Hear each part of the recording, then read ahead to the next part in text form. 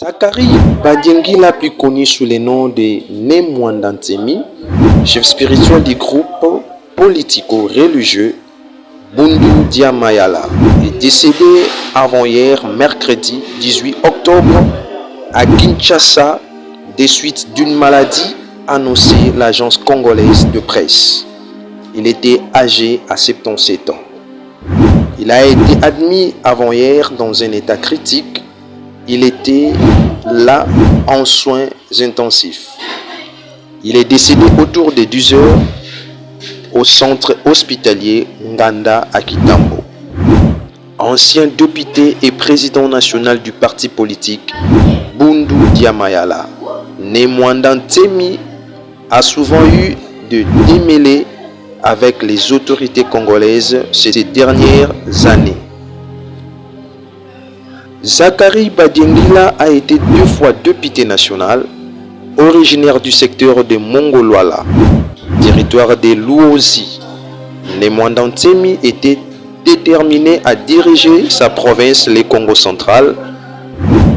C'est ce qui justifie sa candidature à la députation nationale et provinciale pour les élections de décembre à la circonscription électorale de Matadi.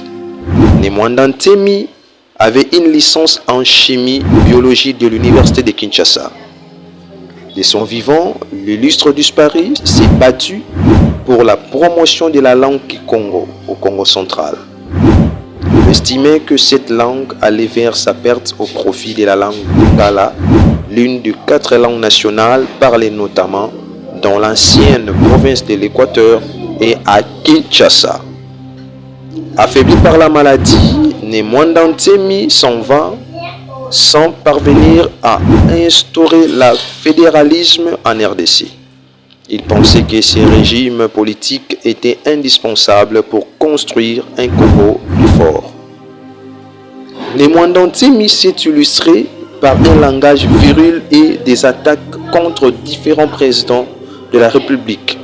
Il sera d'ailleurs arrêté en 2017 pour outrage au chef de l'État, constitution d'une milice, incitation à la haine tribale, enlèvement, détention illégale d'armes de guerre et séquestration. Il sera envoyé à la prison centrale de Makala, mais le 17 mai, ses adeptes organisent une évasion spectaculaire. Le gourou de Bundu Dia Mayala prendra une destination inconnue. Par la même occasion, plusieurs détenus se sont aussi évadés.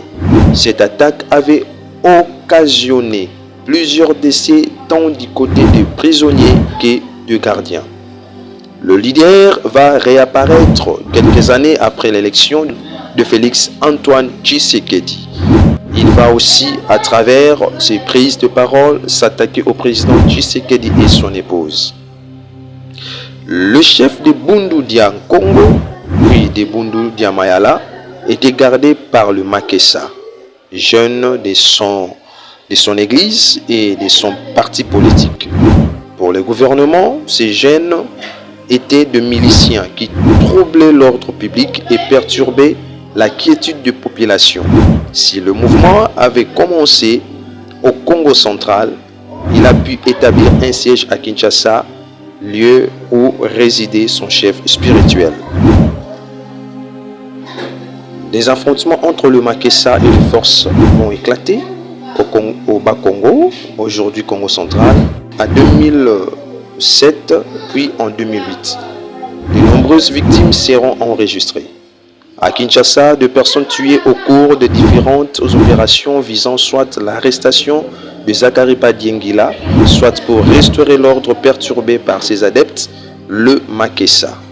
Du 21 au 22 avril 2021, 15 adeptes du mouvement politico-religieux Bundu Dia Mayala de Nemwanda Ntemi seront tués lors d'une altercation avec les éléments de la police dans le territoire de Songololo, Congo central. Avec la disparition de Nemwanda Ntemi, le Makessa perd un mentor et devient fragile. Adieu, Zachary Badiengila.